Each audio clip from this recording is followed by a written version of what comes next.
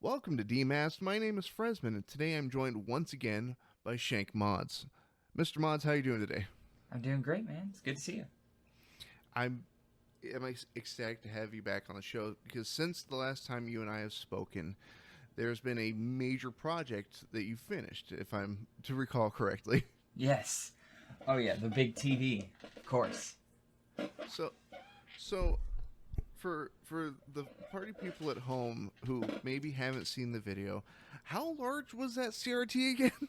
So it was 45 inches diagonal, which has a 43-inch screen, and it is 440 pounds. Holy moly! And so it on the stand, the best way I can describe it is, it on the stand is about the size of a refrigerator, probably bigger. Now there was a section during the main video that I've been so curious to like hear the finer details on. It was the repair process when you guys had it torn open. Yes. Like how long did that take? Because it A feels like it long would have time. taken days. It was. It was days. So we were at it. Some of the most knowledgeable and talented people I knew. Offered to host them if they wanted to fly down. So several of them flew down to visit, and I had let them stay. I drove them everywhere, hosted them, and all this stuff. And they were working on the TV for me, and we were running. It was a monumental task. So fortunately, I had I had the service manual. So we were able to look at stuff, and I also had a secret weapon that was so helpful. It was the Mauser, Mauser Electronics. They're like one of the biggest electronics distributors in the world. Is within driving distance of my house, so I could pick up basically any part I needed that day. It was granted from where it was a long drive from where the TV was located. So I did a lot of driving back and forth from there. But we were able to diagnose stuff, buy parts, diagnose again, buy more parts. So it was a marathon. And afterward, after they left, I just laid down and just collapsed. it was so exhausting. But we were eventually able to figure out enough that my friend Andrew could come in and help. So, was it several days? Absolutely. And those were long days too. Like one of them was like 14 hours or 17 hours. It was a marathon. Well, just from looking at like some of the images and snippets of video of having the back half of that CRT torn open, and it's like it looks like what 6 or 8 logic boards all working. Oh, there's about, if I had to say, there's 1, 2, 3, 4, 5, 6, 7, 8, 9, 10. There's at least 10, 11. There's at least 11 boards. Oh, But honestly, okay, as crazy as it sounds, it is one of the easiest CRT. Easiest isn't the right word, but like, everything is super accessible and easy to work on. Like, okay. it's really sophisticated. Since everything's analog, it's complicated. It's there, but like actually accessing, because it's so big and it's designed with repairability in mind. Like all the boards are on these hinges, on these living hinges that haven't decayed, and they're all accessible while it's open and working. So it's awesome. Well, I can only imagine after like the undertaking that was not only shipping it but getting it home and working on it.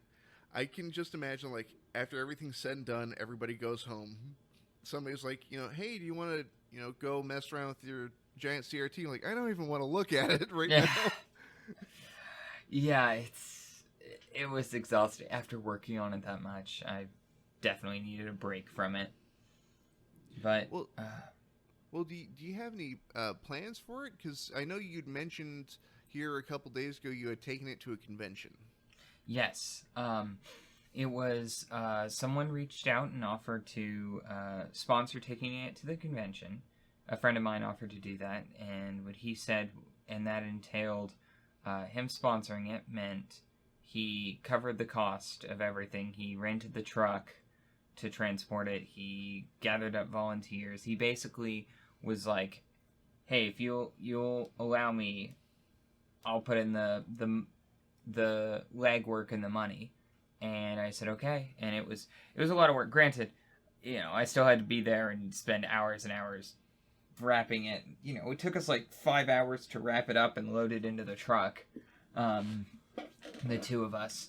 But it was scary, but we got it done, and lots of people it was at Vintage Computer Festival in VCF Southwest in Dallas last weekend.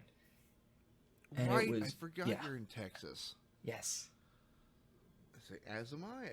I keep forgetting.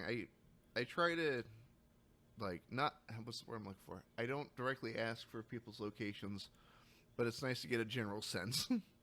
Yeah, this was in the Dallas area. It was at UT Dallas. So I brought it there, and we were driving 45 miles an hour down a 70-mile-an-hour road the whole way, with our hazards on, driving nice and slow and steady. Because so he was driving, and then I was driving in my car behind him. So Please tell me you brought a truck. Oh, no, he rented a truck. He rented a truck with a lift gate. Oh, fantastic. Well, I used to work at Home Depot, and so often it's like, yeah, I can get like 12 bags of concrete in my Honda Civic. Yeah. Yeah, but your suspension, I mean, you can fit them in your... Oh, man. But it's like when I went to Computer Reset and I grabbed a few 21-inch monitors, my suspension was definitely bottomed out. Like when I grabbed some CRTs from Computer Reset. See, in those moments when I was working there, I gave them what's known as the driveway policy. It's you have until the end of the driveway. Anywhere past that, it's on you. Yeah. Man, I need to find... Are there any more conventions maybe around the Austin area that are happening that I can go to? That I don't know. I don't know. I don't know if I'm going to bring the TV to any other conventions. I'll say that. It was just so much work and so much money. He didn't tell me how much it was, but I can presume between renting the truck and all the supplies he bought, and it was just an expensive endeavor on his end. I have this image in my head of like, you're at a convention, you're doing a panel, and they're like, hey, did you bring the giant CRT with you? You're like, I brought a photo. I'm like, yeah, it's in my pocket. Yeah, let me pull it out. Yeah. It's somewhere in the audience. It's under somebody's chair. Yeah. Now, do you have any plans for that giant CRT? Or like, what's the idea? So for now, there's a few things. So for now, my current plan is to have it set up I'm renovating the place I'm about to move into. And I plan to have it set up there for the time being. And a lot of people have suggested a museum.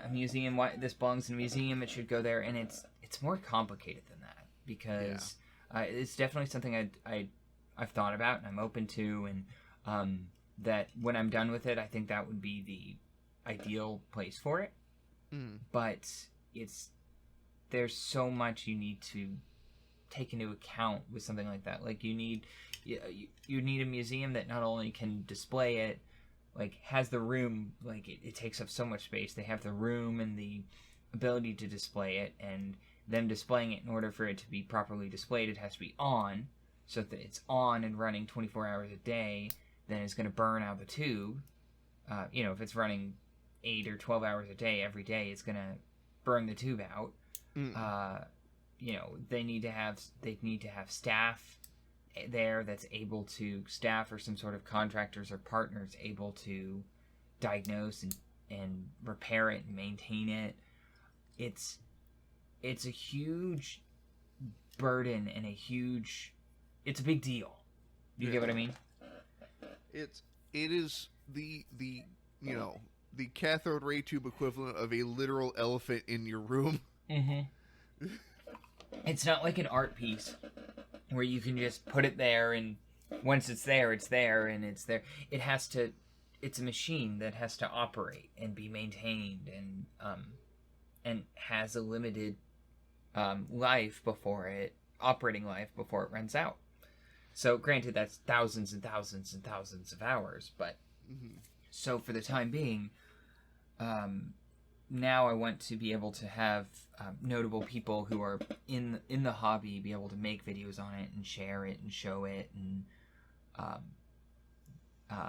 people I know and trust and am connected to can come and see it and check it out. And eventually I'd like for it to go to a museum. I mean, there's three paths for it. I see three paths forward. One is I keep it for, realistically, there's three paths. One is I keep it, forever. Two is I don't keep it and it winds up in a museum. And then three, which is, I think is the unlikely scenario, but we have to be realistic here, is if someone makes me an offer I can't refuse. And at that point, a private buyer makes me an offer that's so stupid, I would be stupid not to accept it. And, which, that's not what I'm hoping for, that's not what I'm expecting, but, I can't say it's not an option. Does that make sense? I say I've got a crisp $5 here. Yeah. Ooh, tempting. But, so... yeah. Yeah, I mean, okay, it's cool and all, but if someone, it's going to take a lot of money for me to sell it. I'm not wanting to sell it. It's not selling. But if someone comes to me and it's here's, $30 million, I'll be like, okay, well, if they can retire me, then I have to consider it. If you're like, are you sure you're not cheaping me out here? You couldn't bring it to 3.5? Yeah. So, that's what I tell people. I don't know what the future holds for it, but those are the three possible things. I think, I'm not planning on selling it, but there is always a possibility that could happen. But ideally, it's going to stay in my hands until it winds up in a museum. So, outside of, where to, put it permanently in terms of museum or keeping it, anything like that, do you have any projects planned for it coming up? No, not really. Just use it. It's a cool TV. Use it for put lots of 480p and 960i content on it. Play, invite friends over, play on it, I mean, that could be a way to solve having it on 24/7 is, well, to not, but then kind of charge people almost like an arcade fee. No, but then I'd have to, so the thing is, I could charge a fee, but then where? Okay, it would have to be at my house. And then I'd have to tell everyone where my house is. And, you know what I mean? So that gets a bit weird. You heard it here, folks. Go to Shank's house. And everyone play some party Smash at my Bros. house.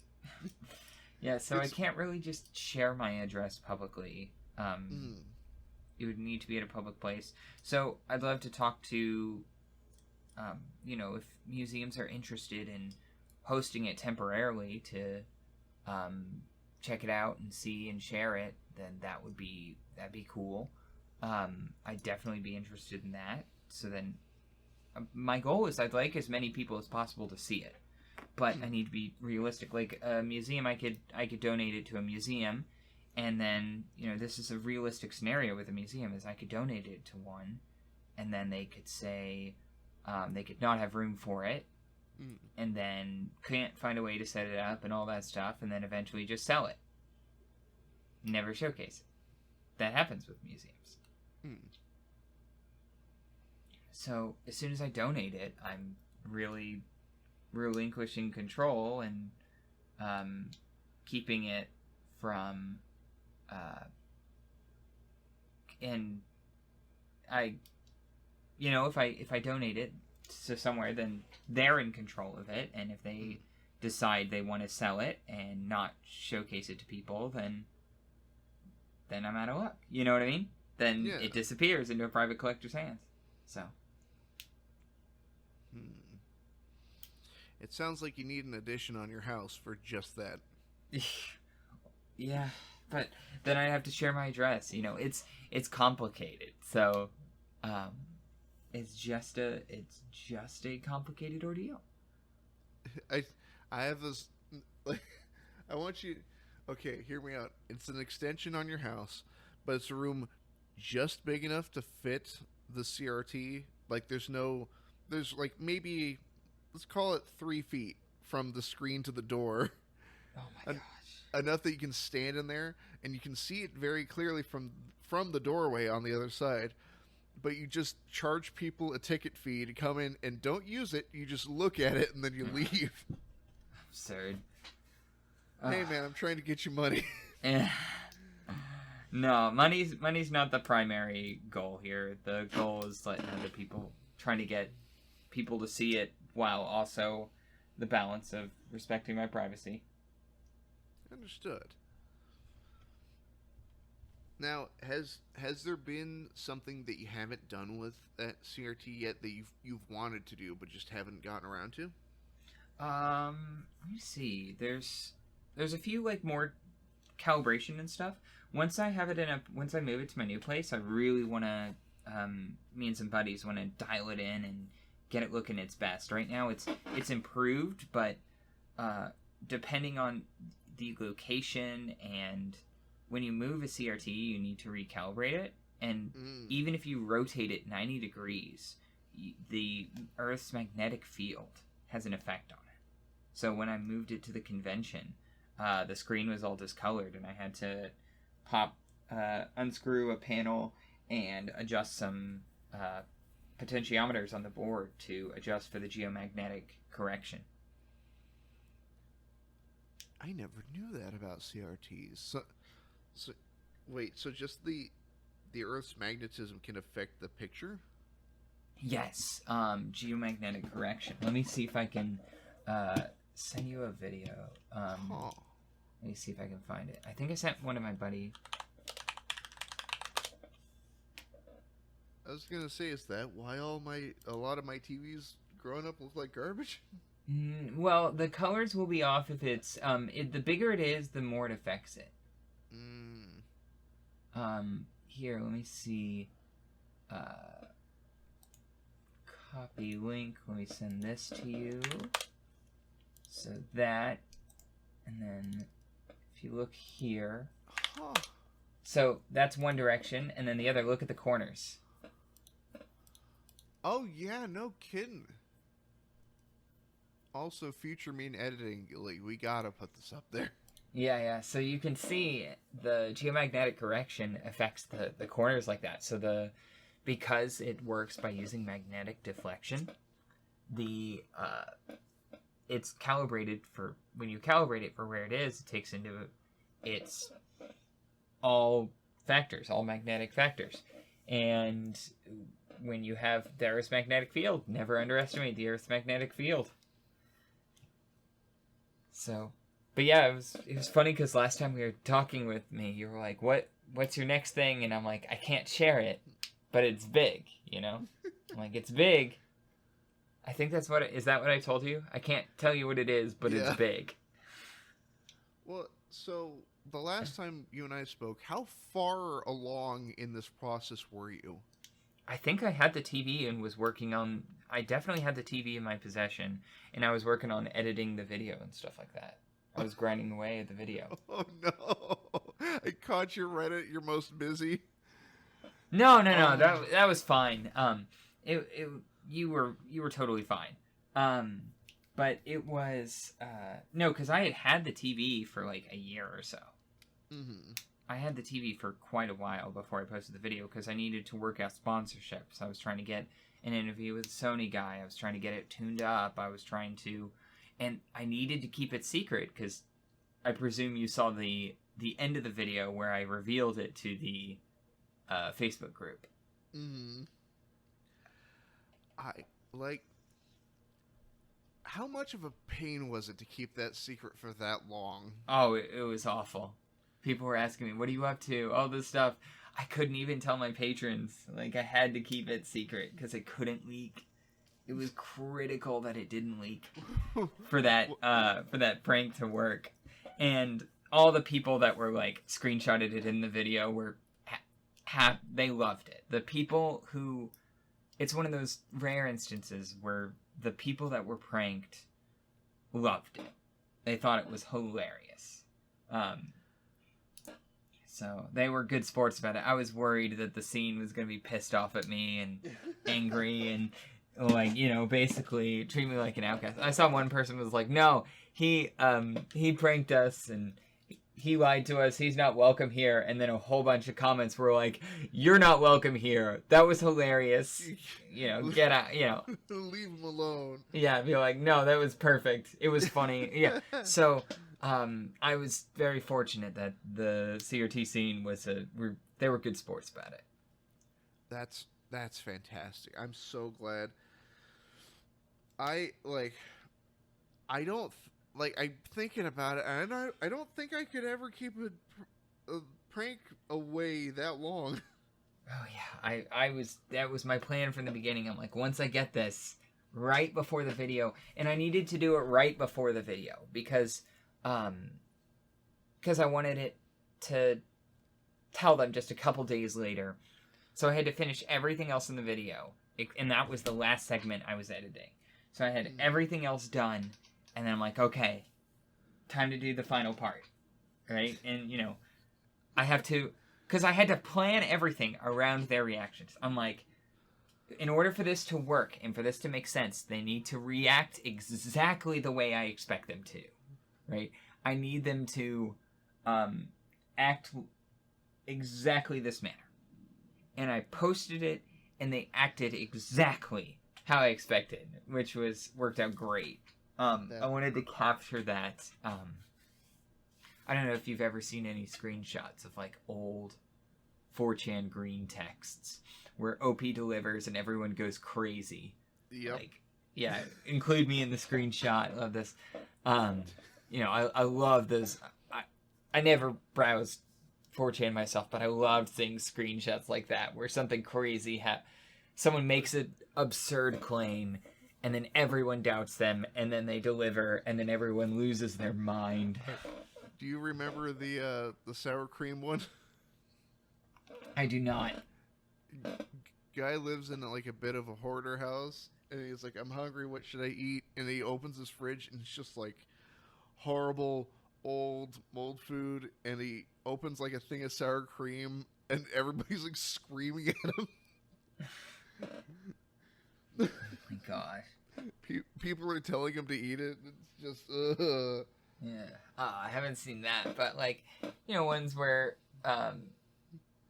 just crazy stuff where people make absurd promises and then deliver it, you know.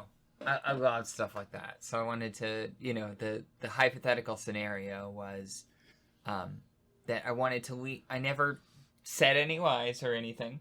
What I said was, hi guys, what is the biggest CRT? You know, establishing I'm a big noob. I don't know what I'm doing. And then people said, it's the KX45. And I said, okay, thanks, I'll get that one. And it said, buying KX45, message me if you have one. And then, you know, I'm buying one. Yeah, so anyone's selling, I'm buying. And then I just said, thanks for the help, guys. I found one.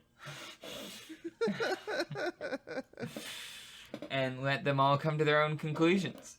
And watch them all just lose it. Lose their minds. And it was great. And afterwards, people were good sports. People love it. It's so funny. The video has become a meme in the scene because occasionally people will be like, have you guys seen this video?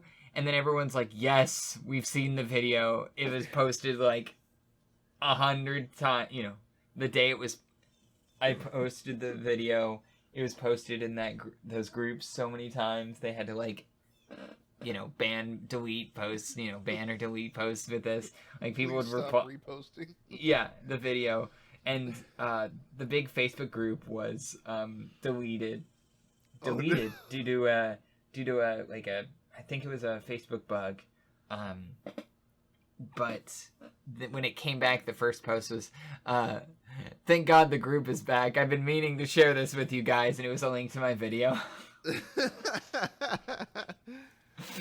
So it's really cool that they've had a good sense of humor about it, and it's become just a meme. Oh, I like it. Now, so does this make it OP's largest delivery? Potentially. Well, I mean, just for sheer effort alone. For sheer... I don't know. I definitely rolled a nat 20 over and over and over again. If I did...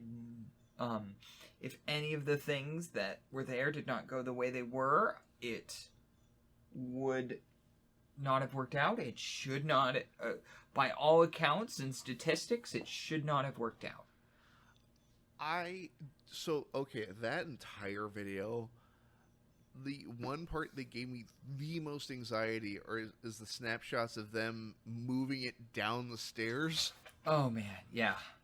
Oh. Oh no, I trusted the Japanese movers and their ingenuity getting it down the stairs. I knew it was in good hands. The scary part for me was not the professional white glove movers, but once it was getting air freighted and delivered to my place, right? That was the scary part, because I didn't know who was doing it, and they didn't know, because with the Japanese movers, they knew what it was and how important it was, and and they understood it was glass and fragile. But the rest of the scene, the rest of the way there didn't. Nobody else knows what's in the box. So anyone who's handling it on pallet jacks or forklifts and stuff, they don't know how fragile it is. They don't know what's inside. So don't know what speed to drive at, and oy. How nerve-wracking must that, like, not so much the, like, getting it from point A to point B, but when it landed here in the U.S., how much of a nerve-wracking couple of days was it waiting for it to just show up on your front door? It was pretty nerve-wracking. It was air freighted, so it was only a few days between like the day it arrived in the international airport. It was like a day or two later that it was like delivered, so it was really fast. But the issue wasn't getting it here. The issue wasn't once it shipped, how long it took there. It took them a long time to process the paperwork, because it took them so much work and so much time to process the paperwork, but we didn't have time to process all the paperwork. So they couldn't pick it up, and they couldn't process the paperwork before the deadline to pick up the TV. So instead, Mr. Takahashi, what he did was he said, I'll store it in my warehouse until we get the paperwork done, right? He said, time's of the essence. He went, him and his team went there, picked it up, and he stored it in his warehouse until it was time to move it. Does that make sense? Until they were able to get through the paperwork, which was a lot of work. Mr. Takahashi and Chihiro really deserve so much more credit than I gave them in the video, but they're not public figures like Abibi is. So I couldn't talk about it, and they valued their privacy, so I couldn't talk about that. Does that make sense? Precisely. So essentially, thank you, mysterious benefactors. Yes. So I'm so grateful for them, but I I can't share their detail. I can't give more details, but what I can say was they put so much work into this. What did that so did you pick it up from the airport, or did you have somebody ship it to your house? It was box truck delivered to the house. They unloaded it with a pallet jack and said, "Here you go." They left me the 2 crates of stuff. Oh, like, well, because my thought is like, if you had to pick it up from the airport, I can't imagine what the drive home was like. Yeah, no, it was a professional box truck delivery. Good, yes, a good, not Joe Schmo and his buddy. No, it was there. It was good and it was safe. But I'm just glad it got here safe. That's the big thing. That's the biggest thing.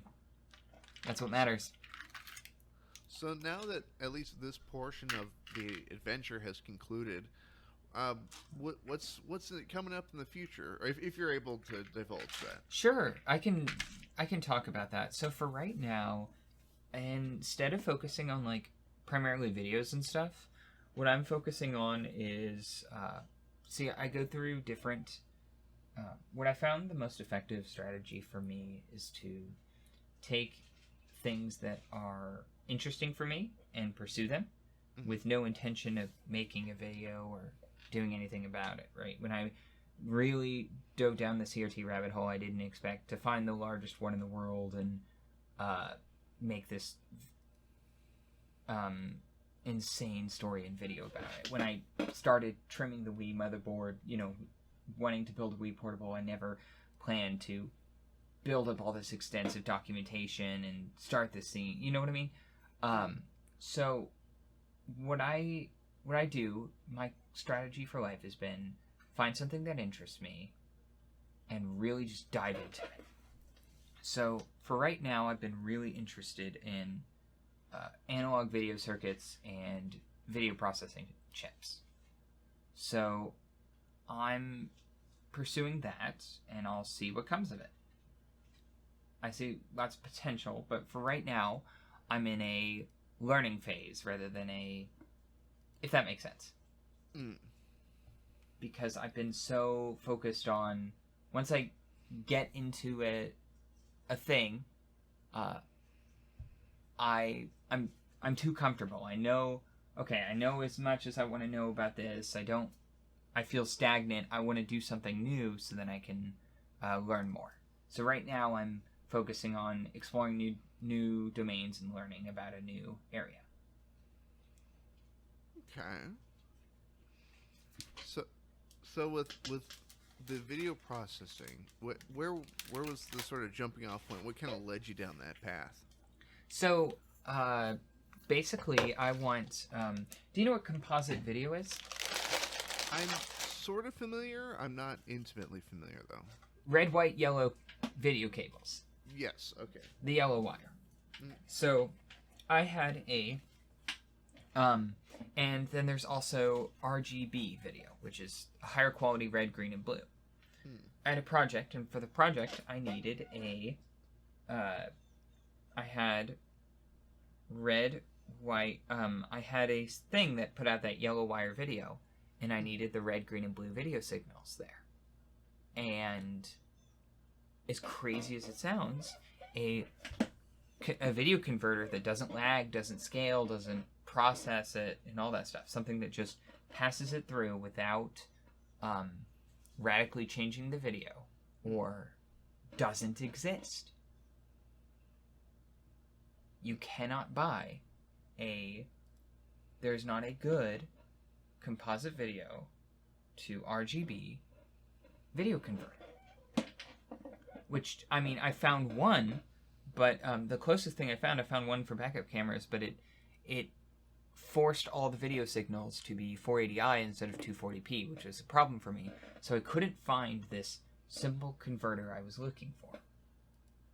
So I said, okay, I have to make my own. So I dove down, okay, how would I make my own? I'd use this chip and this chip together. And then I discovered those chips have so much capability. And using the same circuit that would just convert composite to RGB, I could convert composite S-video or component to composite S-video component RGB VGA, line double it, force this thing. So using that same circuit, those same two chips, it opened up so much more capabilities than just that simple converter I wanted to build. So I'm like, oh, this is interesting. Well, could I also do this? No, this chip can't do this. But this other chip can do everything from before plus something else. And if you want to do, you get what I mean? So I'm extending the scope and trying to reach more and more ambitious stuff. I get you. I've personally, so actually, you've actually been the inspiration for a change I'm trying to make with my channel. Mm-hmm. Not an entire shift in genre or anything like that. Like, this show's not going away or anything like that. And there's still going to be gameplay stuff and whatnot. But I've been wanting to... I repair electronics in my spare time. Mm-hmm. I do as a hobby / side hustle, I guess would be the correct term. But I occasionally get paid to fix people's stuff, is what I'm saying. Okay. And I've started, ever since, chatting with you, I've been wanting to, I want to kind of not only showcase things and how they're repaired, but also teach people how to repair them so they can do them themselves. And that's kind of led me down this bizarre path of there's a flea market near me that's open every weekend. Mm-hmm. And I will go there with the intent of spending only $20 and then getting something, bringing it home, fixing it up. And I keep telling myself I'm gonna sell it, but I don't. Are you familiar with Zoom text keyboards? I am not familiar. It's those ones that are meant for both children and the elderly. It's the keyboards with the giant yellow keys. Oh, yes, I know about those. So I have one as my daily keyboard now. Amazing. And it's on purpose. And it's not that I need it, it's that I want it. And it has the largest enter button I think I've seen on a keyboard. But I bought this thing from the flea market, and I should mention one of my favorite things about going to the flea market or anywhere is getting a deal on something. Mm-hmm. And so I see this keyboard and I'm like, oh, they're probably gonna throw me some absurd number like $30 or something. Nope, $5. Nice. And I feel like there's got to be keycaps like these for mechanical keyboards. Oh no, I love how the thing is, this is the one I currently have is in really good condition. It's very clearly that it was used but not abused. It was kept in a very clean house. Mm-hmm. I took it apart, top to bottom, cleaned it out, and it's my daily driver. And the problem is, I've also purchased something that so it cut me yesterday. Oh, really? Okay. Are you familiar? Well, I mean, you might be familiar. DVD duplicators. Yes.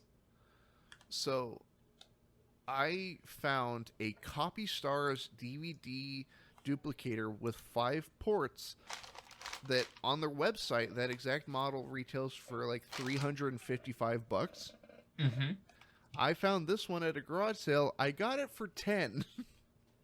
Yeah. And it's at a house near my apartment, and I had walked there, but the thing is, it weighs as much as a conventional PC tower. And so I live on the far side of the complex from that house, so I'm like, I guess I gotta walk in the hot sun. Yeah.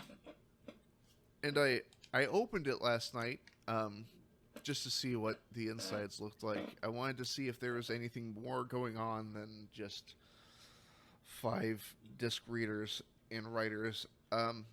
Not really. No, they're sort of daisy chained together by like a massive Molex cable, and Probably running to a PC. surprisingly, no. It's like a smaller logic board that sat on top of the highest um oh my god, DVD drive. Interesting. Yeah, right. Um, oh man, I should have taken a picture. Great, now I gotta open it and get cut again. Um, but no, I.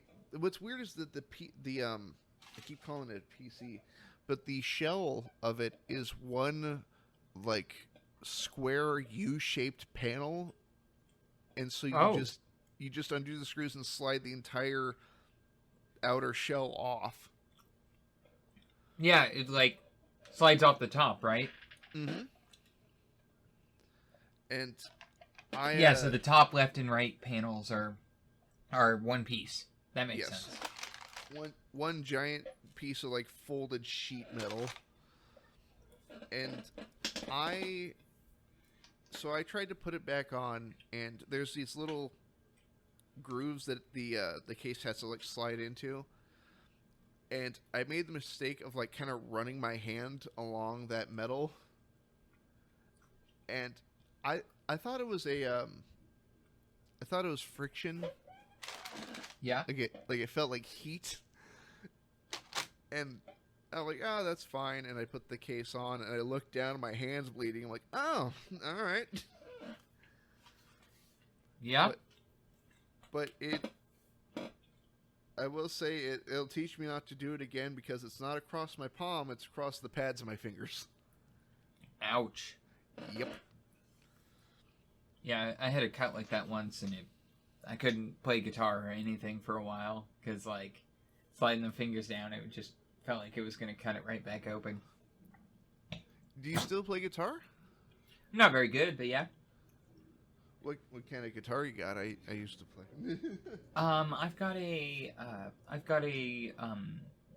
Epiphone Les Paul.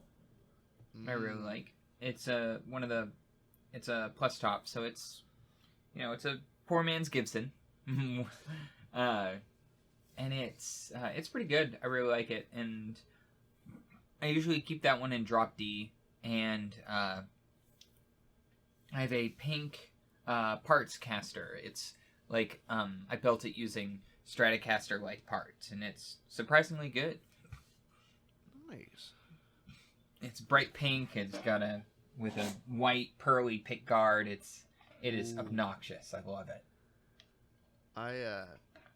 The first guitar I ever bought was informed by Mad Magazine. Oh no. No, it was a genuine ad. It was an actual like, hey, if you sign up for Mad Magazine, you'll enter to win a chance to get this guitar.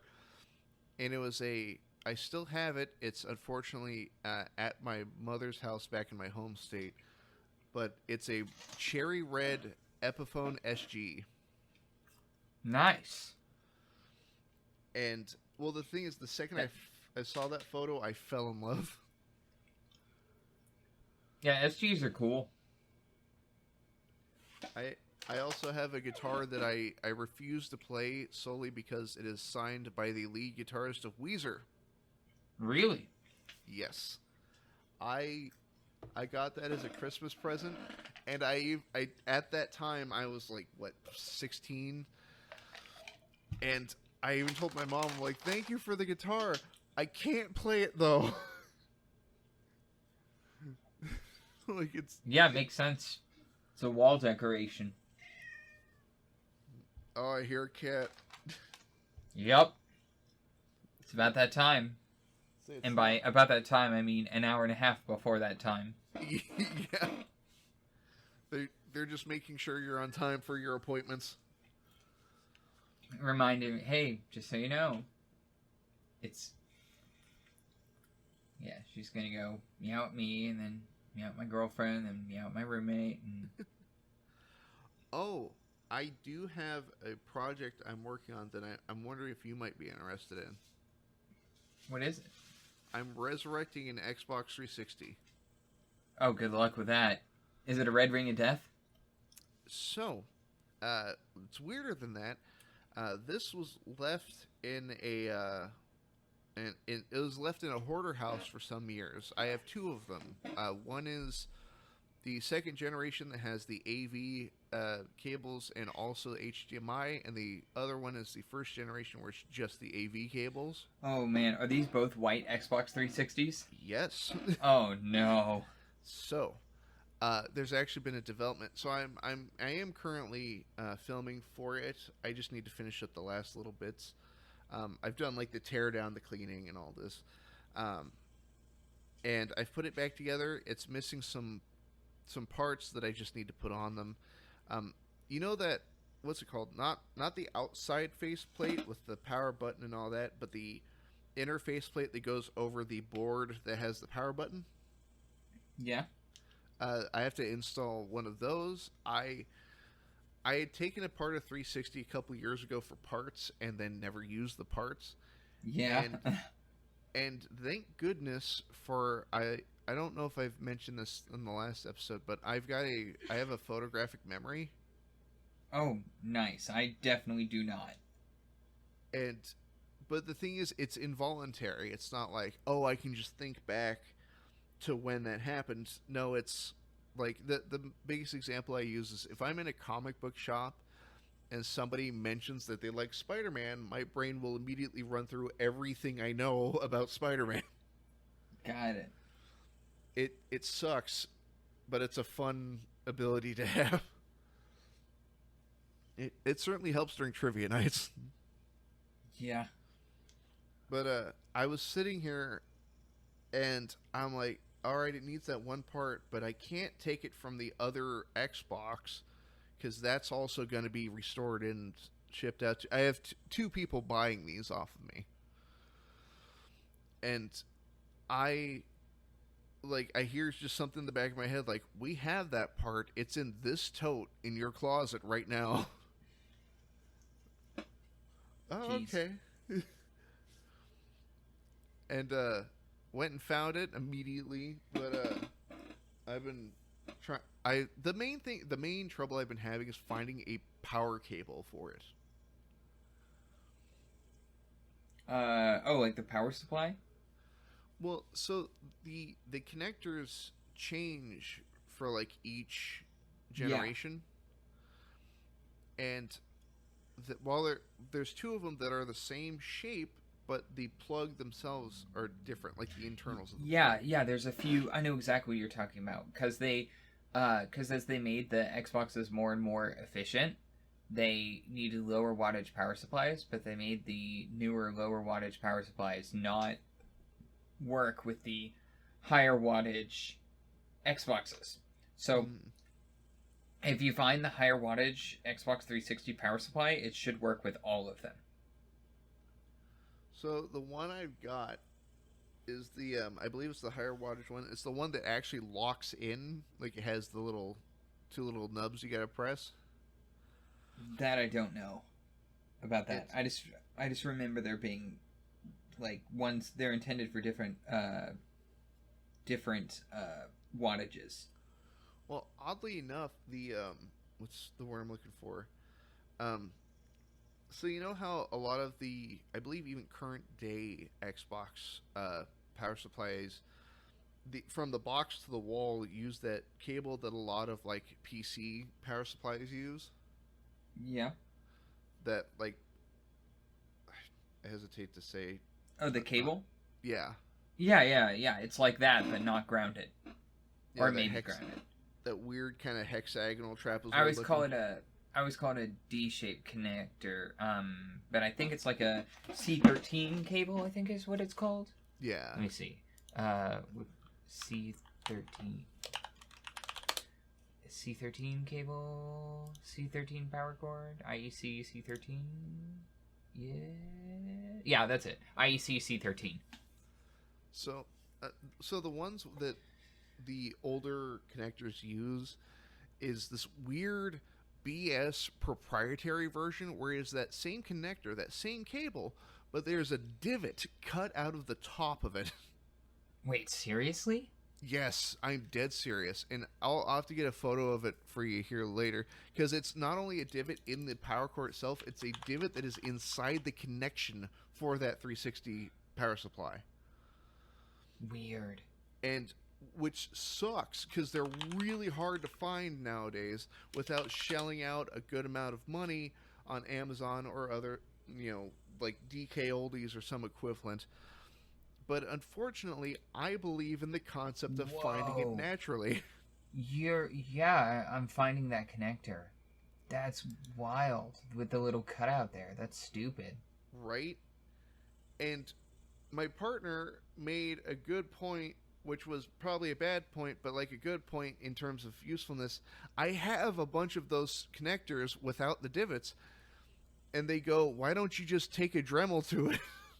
Honestly, I've done that for, before I knew a lot about electronics, I did that for I had a polarized one of those, there's the figure 8 cables where it's like 2 round things.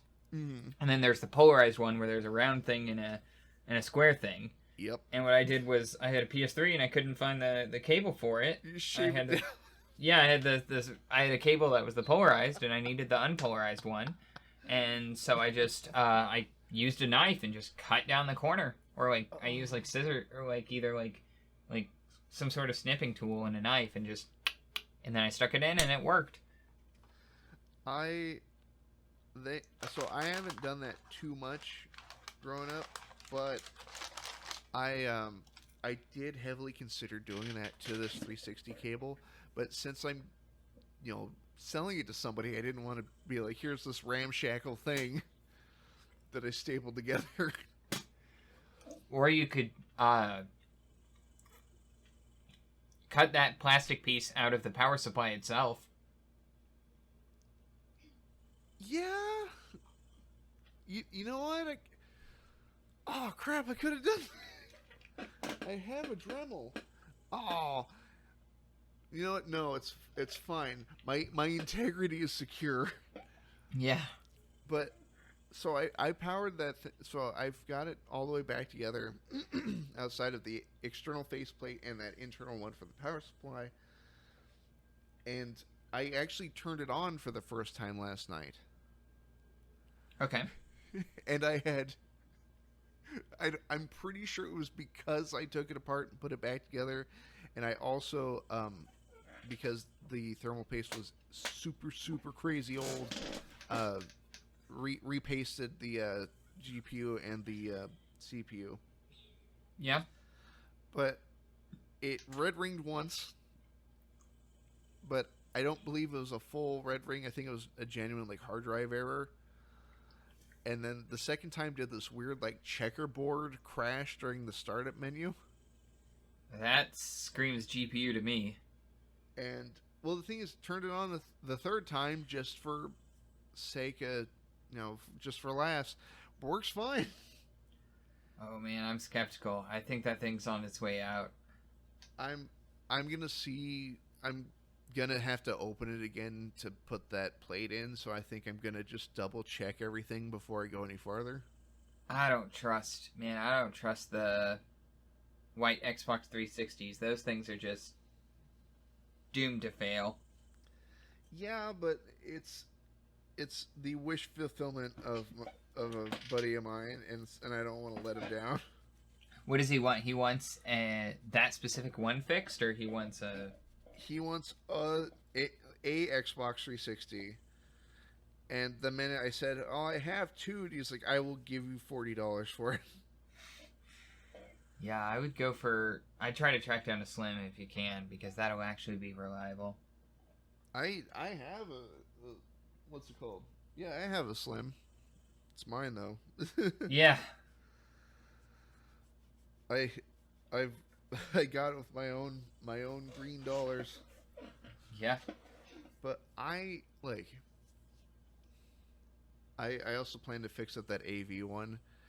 Honestly, they're not looking for something that's like a daily driver. It's just something they can occasionally go back to. Yeah.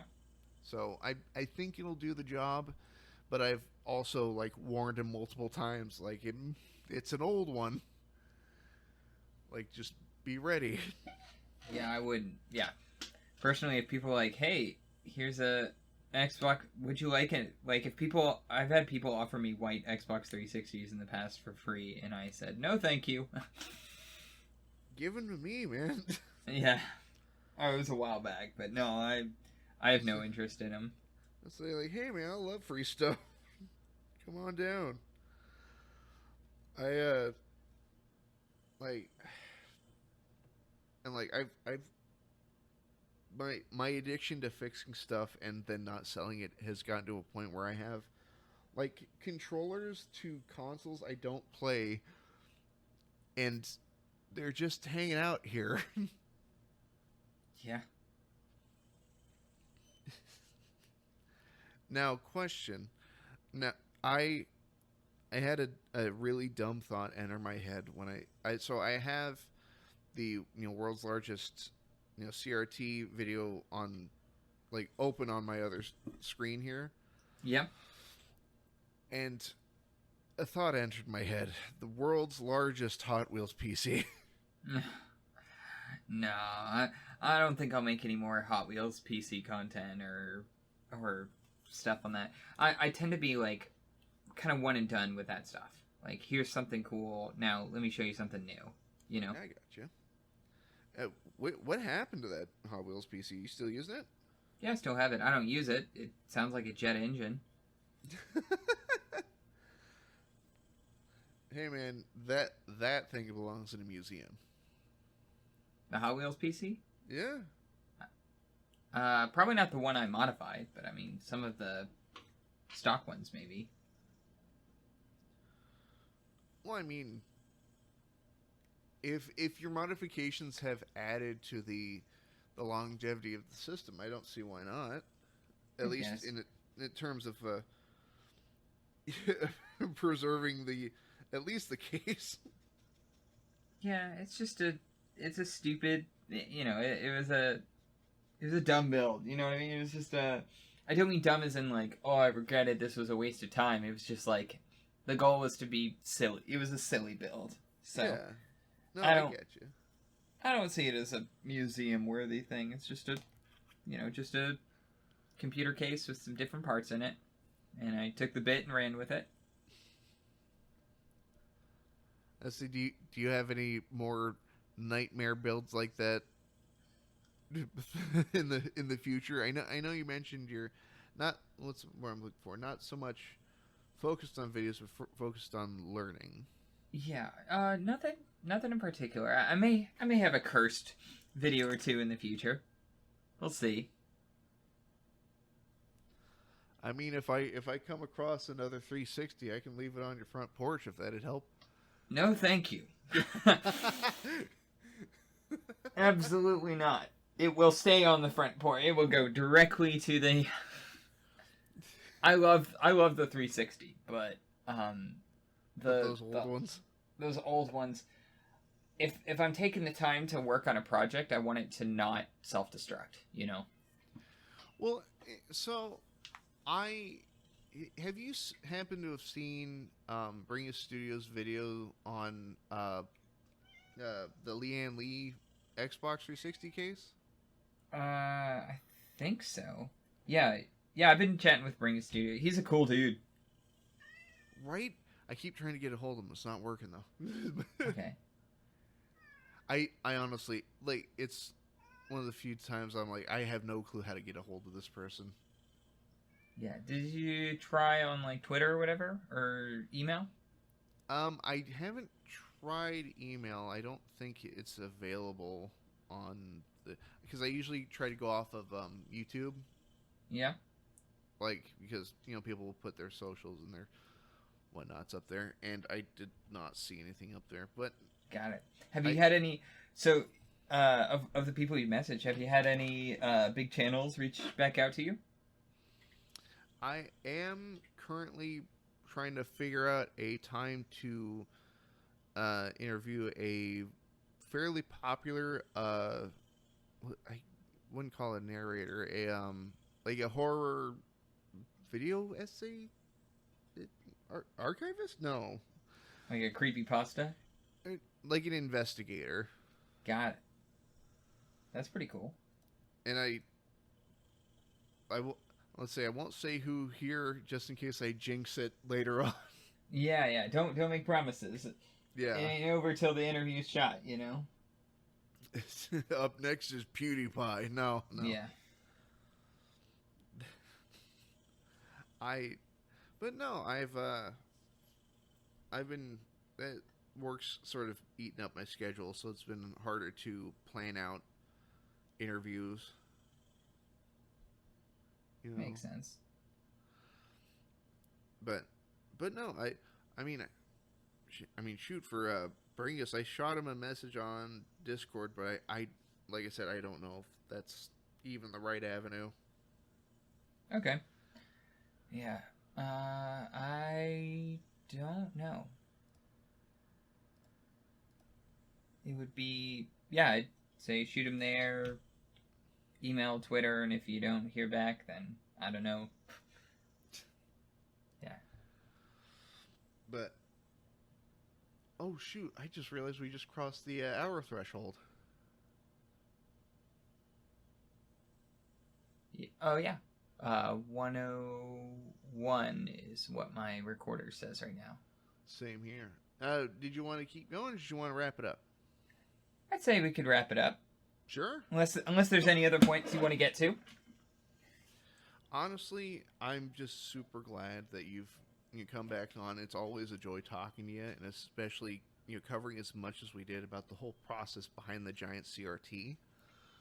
Absolutely, yeah, it was fun. There's so much. Always happy to answer questions because there's so much. In a video like that I can't include every detail, but yeah, I'm happy to share little anecdotes and details of people ask me questions, and it brings up the buried memories, the flashbacks, of what all went into it.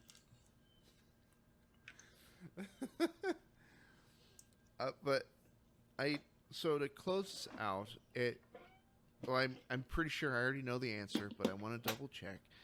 Is there a video on your channel that you're particularly fond of that you'd like to see in the description of this video? I'd say probably put the big TV video. It's my most recent one. It's probably the best in terms of story. It's the best story I'll ever tell on my channel. And I was gonna say, who could have seen it coming? Yeah, and it's what we spent the time talking about. So yeah, seems like the best fit. And I know I've asked this question before, but I like to get a double check. Are you open to coming back as a return guest? Sure. Yeah, what I would say is I'm happy to come. I'm happy to come back. What I would say is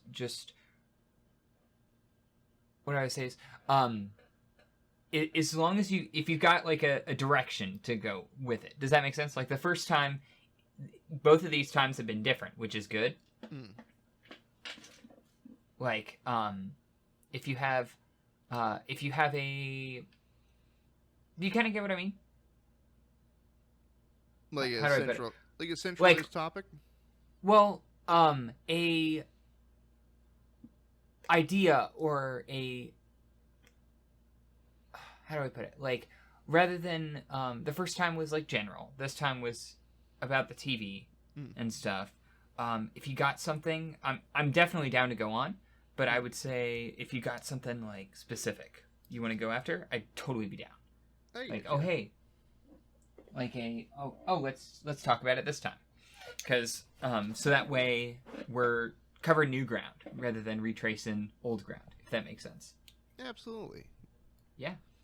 I say, I was wanting to bring that up, that like I thoroughly enjoyed our first time, but I like, at least from my mind, I'm bummed that I kind of just kept shooting off in different directions and asking just nonsense, Well, no, I think it went fine. Just if you got a hey, let's do this. You know what I mean? I'm totally down. Next, when you got something, I'm totally down. Absolutely. And with that, party people at home, thank you so much for sticking around. There will be links to Shank's not only channel but videos in the description of this here video. And Shank, thank you so much for coming on. This has been an absolute blast. Yeah, it's always fun. I'm excited. Hope we get to do it again. Absolutely. I'll see you back on here for the world's smallest CRT. You know, I had that in my video, right? Compared to the big one. Right, I forgot. Damn it. I guess that's one interview out the window as I crumple up a piece of paper. I'm a tough one. We'll find something. We'll find a new direction. It's a tough nut to crack. But with that, party people, thank you so much. This has been Demasked. My name is Fresman, and I'll see all of you next time.